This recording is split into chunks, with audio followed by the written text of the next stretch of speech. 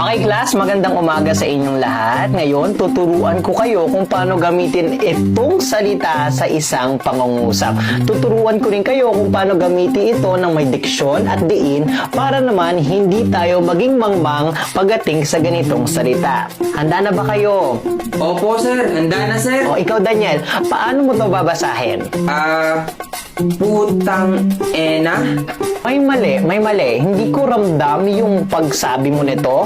Sundan mo ako, okay? Sige, sir. Tang Tang ina. ina.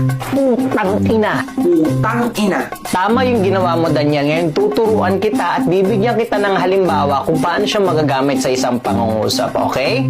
Putang ina ni Cassandra kasi hindi siya nagbayad ng utang sa akin. Tang ina nun. Ganon. Ganun lang pala, sir. Sige po, sir. Alam ko na po. Putang ina. Putang ina. Putang.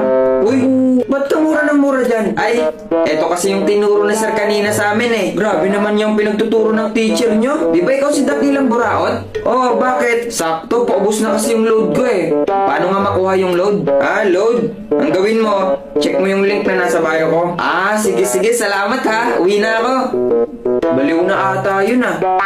Putang ina. Pa? Bakit anak? May natutunan na naman po ako kanina eh. Wow, ano yun? Putang